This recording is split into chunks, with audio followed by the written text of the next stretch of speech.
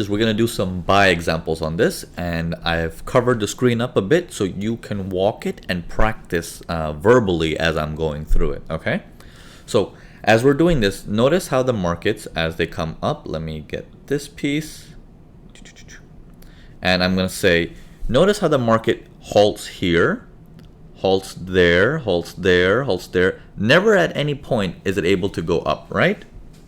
Now let's move the market across more. Okay, any movement out? No. On this last candle that you see, it's also a poke, but no movement out. Let's move this more. Is that a breach? Okay, if you're saying yes, that is correct.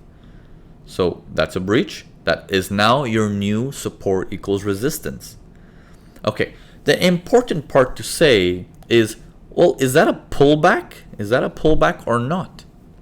Okay, if you haven't watched my webinar on support equals resistance, you can ask in the comments below to get you the link about support equals resistance. What is true support equals resistance? I keep it publicly open because there's a big problem on the industry when they try to find out support and resistance.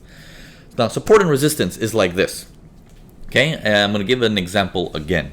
Just remember it this way.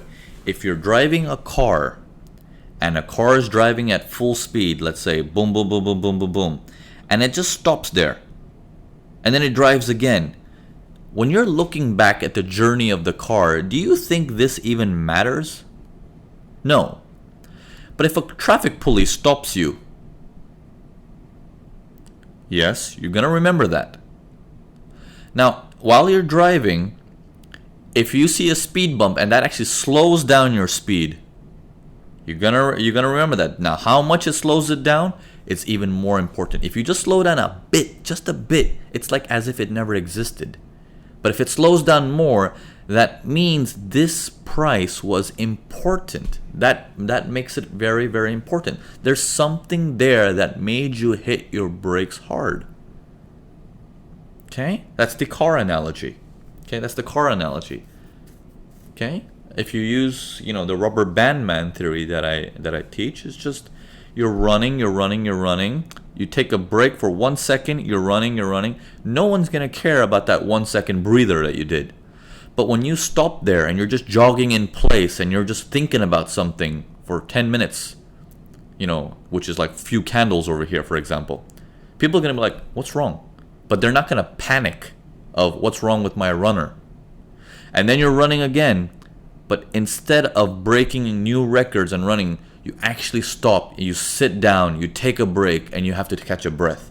Now people are looking at you like, oh my God, can he actually run? What is it about this area that made him stop? Is he tired? What's going on? That whole concept shows you that this area is important. Maybe it's a steep hill. Whatever it may be, the terrain might be more difficult to cross. Same thing in trading here. So if I look at this area, look at the prices here. They never pull back. They hold for 2 seconds and they're only wicks on top, not on bottom. No tails on the bottom. So nothing actually pulls back. So it's not important. But yet we are drawing this line like this is our breach area. Why? It's because it stopped the market before here. That's why this becomes important to us. Okay, does that make sense? Okay, let's move forward. Let's take a look at some more examples. Going up. Oh, look at that pullback.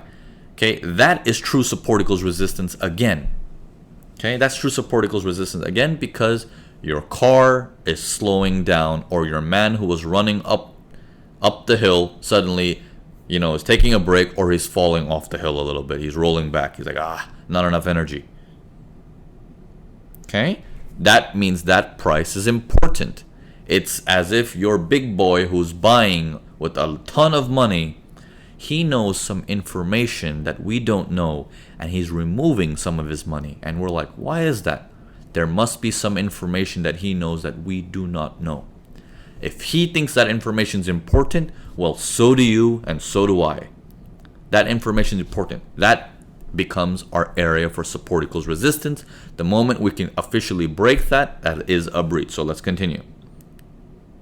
Breach? Yes. Even though prices are starting to come down, that is a breach. Don't forget that. Okay? Markets are holding up in this area now. Holding, holding, holding. Okay. Where is this breach happening? Is it above this guy? Or is it above this guy?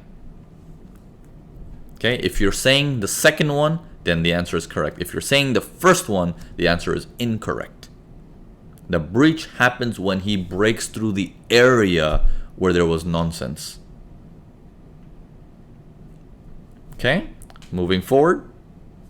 Moving forward. Next breach. Boom, boom, boom. Pulling back, pulling back, pulling back. Here we go. So our area that we need to break is up here, right? Just keep that in mind. Here we go. Boom, boom, boom. No breach yet. No breach. No breach. Okay, we're trying to see. Is that a breach? Yes. We got a breach. Okay, we have officially breached that area.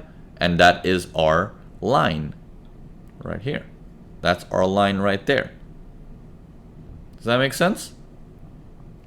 Okay, so this concludes the breaches for the buyers. Let's go into breaches for the sellers. We're going to do the same thing. I'm going to cover it up a little bit and have you walk through. And as it shows some difficulties, we'll discuss it.